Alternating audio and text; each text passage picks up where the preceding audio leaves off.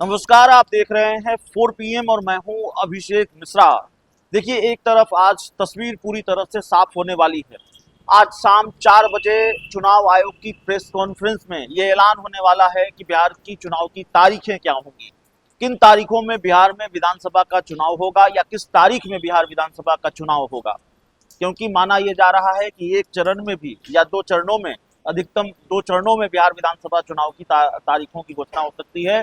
2 चरणों में बिहार में विधानसभा की 243 सीटों के लिए वोटिंग कराए जाने का फैसला चुनाव आयोग ले सकता है। लेकिन एक तरफ चुनाव आयोग चुनाव की तारीखों की घोषणा करने वाला है, तो दूसरी तरफ इंडिया गठबंधन हो या एनडीए हो, दोनों ही गठबंधनों में सीटों का पेच उलझा हुआ है, सीट शेयरिंग का पेच उलझा हुआ है। खबर इंडिया गठबंधन को लेकर है और एक नई खबर और दिलचस्प खबर है। आरजेडी के बारे में हमने आपको बताया कि आरजेडी ने अपने 50 उम्मीदवारों को ग्रीन सिग्नल दे दिया है। पहले तो आरजेडी ने यह तय कर लिया है कि किन 50 सीटें वो सहयोगी दलों को नहीं छोड़े, सहयोगी दलों के लिए नहीं छोड़ेंगी। हर हाल में वो उन 50 सीटों पर चुनाव लड़ेंगी। पहले भी बताया है, इस वीडियो में भी बताएंगे वो सीटें कौन सी है। और उन 50 सीटों पर आरजेडी ने अपने सहयोगी दलों को ग्रीन सिग्नल दिया है कि माफ कीजिएगा, अपने उम्मीदवारों को ग्रीन सिग्नल दिया है कि भाई जाकर आप तैयारी कीजिए, आपको चुनाव लड़ना है। कांग्रेस भी जाहिर है तैयारियों में पीछे नहीं रहना चाहती और कांग्रेस किस फुल फॉर्म में है ये बताने की जरूरत नहीं है। तो आरजेडी को कांग्रेस का भी ये मैसेज है कि भाई हम भी पीछे नहीं हैं।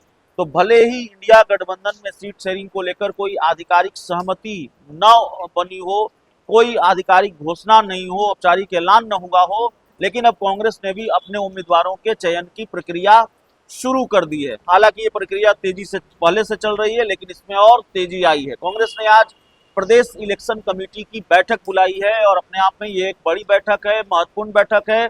अभी हाल में प्रदेश इलेक्शन कमेटी की घोषणा हुई थी और ये प्रदेश इलेक्शन कमेटी संभावित उम्मीदवारों के चयन प्रक्रिया को आगे ले जाएगी।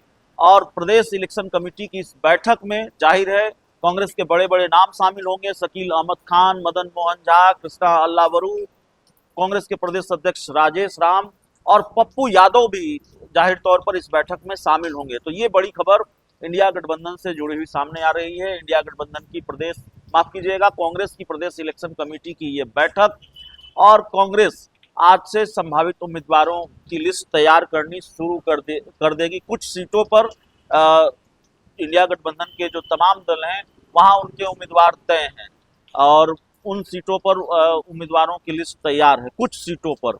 लेकिन जाहिर है कई नए नाम होंगे। कांग्रेस कई नई सीटें चाहती हैं, वहां कई नए नाम होंगे।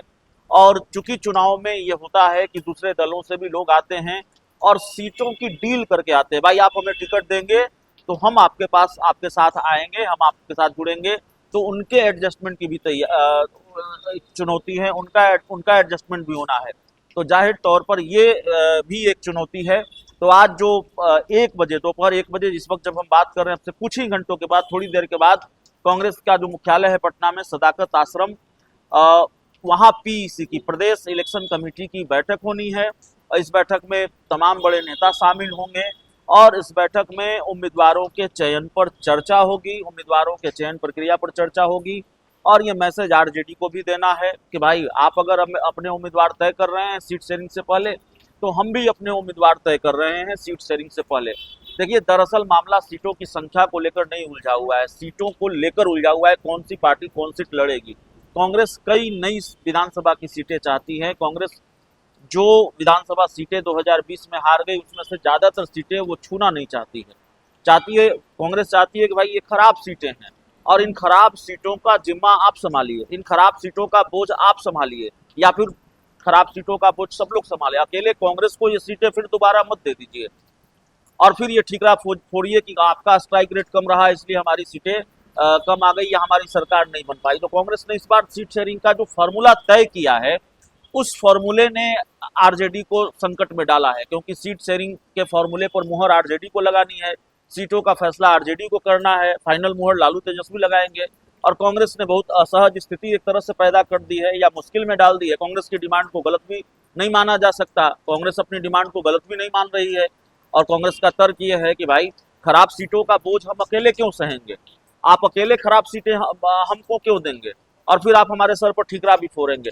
तो कई सारी पेचीदगियां हैं जिसको लेकर इंडिया गठबंधन में सीट शेयरिंग पर सहमति नहीं बन पाई है।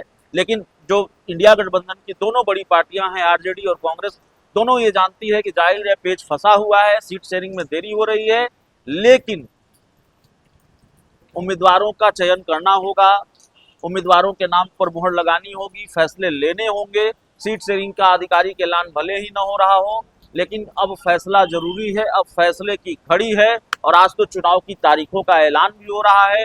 तो जाहिर है आरजेडी ने जब 50 उम्मीदवारों के नाम पर मुहर लगाई, 50 सीटें तय कर ली कि इन सीटों पर चुनाव लड़ेंगे, 50 उम्मीदवार भी तय कर लिए, तो अब कांग्रेस भी अपने उम्मीदवारों के नाम पर मुहर लगा जा रही है। कांग्रेस भी एक तरह से अपने उम्मीदवारों की चयन प्रक्रिया को और तेज करने जा रही है।